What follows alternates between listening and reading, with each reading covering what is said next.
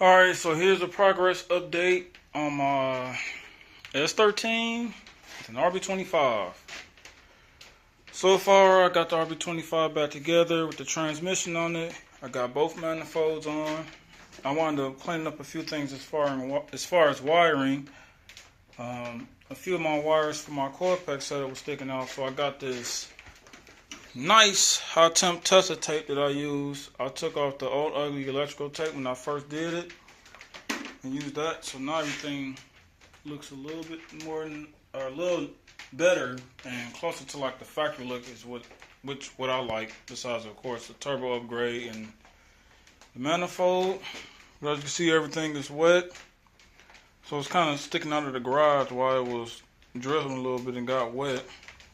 I got the transmission back on, got the transmission tightened down, got all the flywheel bolts and clutch bolts torqued down, and I use red thread locker gel because I noticed that when I pulled the transmission out and I started to take the flywheel bolts out, one of them was actually threaded out a bit. So to keep that from happening again, I just used some thread locker, which is actually the Permatex high strength thread locker is what I used. As far as like wiring goes,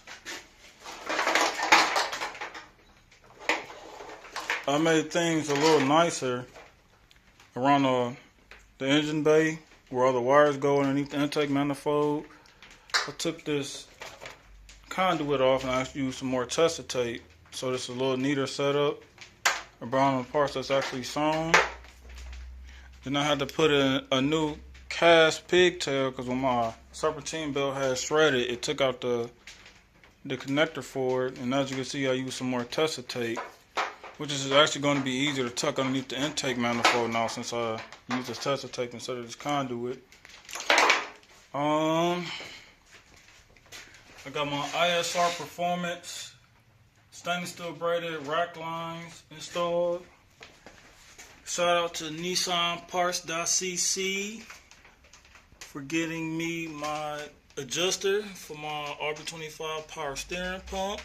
Just got to get one more bolt. Just got to get a power steering belt for that now. Trying to think what else have I done.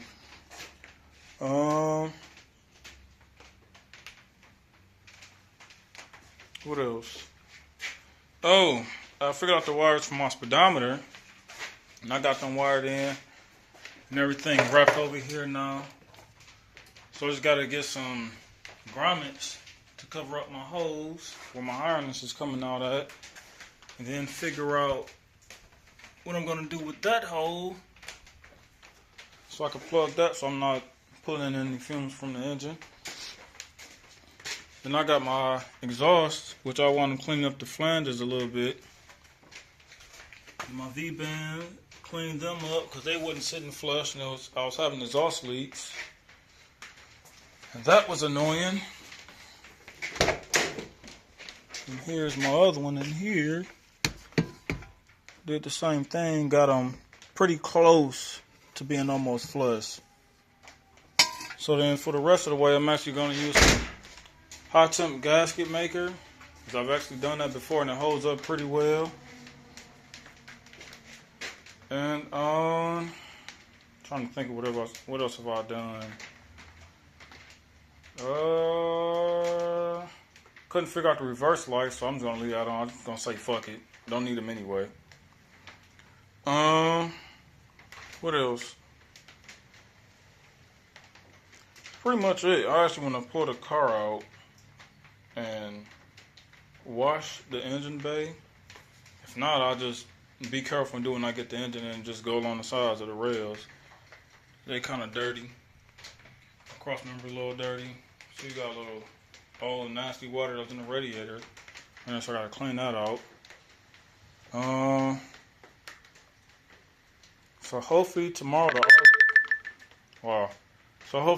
RV is going back in and I should be running by Sunday. Fingers crossed. This car has been a work in progress. Been working on this thing for a while now, and there was just little issues keep popping up. I already paid for the tune.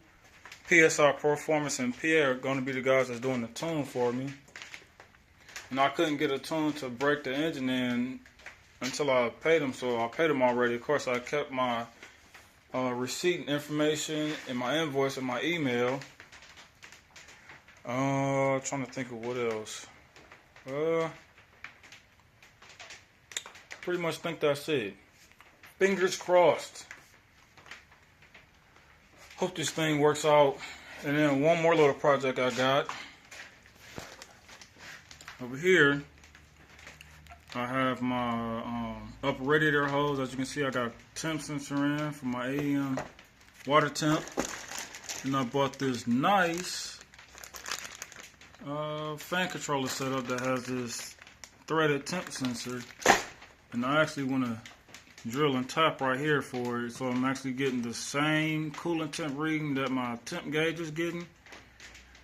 And because I'm pretty sure this probably has a few air bubbles that's in the system I gotta try and sort out. Think about a swirl pot. I might do that. So I got some wiring I gotta do for my nice. Let's turn the light out. For my nice Durrell fans. See if we can get it to clear up. Camera might be a little dirty. There we go. These fans are nice. It's a dual speed fan. I'm only using actually one setting for it. But once these things kick in, it cools like instantly. I'm actually happy with these fans. Extremely happy with them. Got two of them. Radiator's a little ugly. I had this thing for about 6 years now, from when I first did my swap of my old hatch. Stock RB.